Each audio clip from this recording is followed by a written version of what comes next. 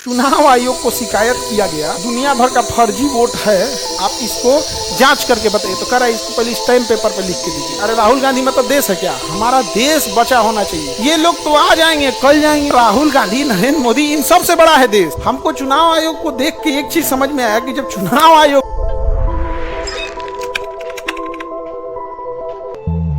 आयोग को शिकायत किया गया कि दुनिया भर का फर्जी वोट है, आप इसको जांच करके बताइए। तो कह रहा है इसको पहले स्टैम्प पेपर पे लिख के दीजिए। बताओ, अगर मान के चलो उन्हीं के घर में किसी के साथ छेड़खानी हो गया और उनके घर के कोई आके कहे कि पिताजी ऐसे हुआ, तो कहे कि नहीं तुम पहले स्टैम्प पेपर पे लिख के दो, बाद में जांच करेंगे। जब चुनाव में अच्छा वो कह रहे हैं राहुल गांधी नहीं सके। अरे राहुल गांधी मतलब देश है क्या?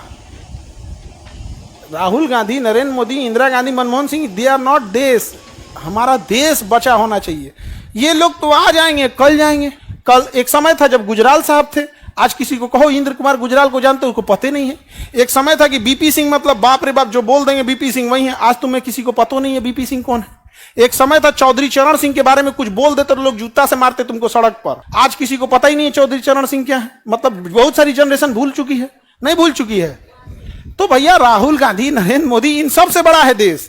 तो चुनाव आयोग को, हमको चुनाव आयोग को देख के एक चीज समझ में आया कि जब चुनाव आयोग में वोटर फर्जी आ सकता है तो एग्जाम में से थोड़ा फर्जी कैंडिडेट का ही नहीं बैठ सकता है।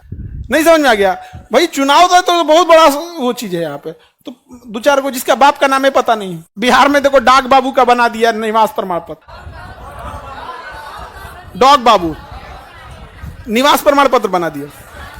हाँ, साइड ब्लॉक हो गया, आपने से बन गया यहाँ पे। तो आप दोनों में अंतर समझ में आ गया बाबू? वोट चोरी करोगे तो भैया थोड़े पता है कि कौन किसको जाके वोट देगा।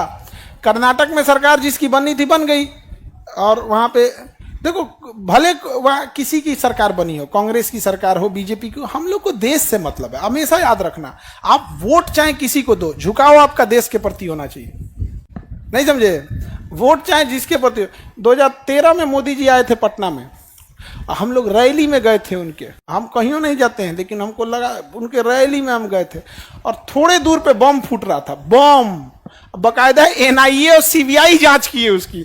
हम लोग को लगा कि खुशी से पटाखा छोड़ रहा है।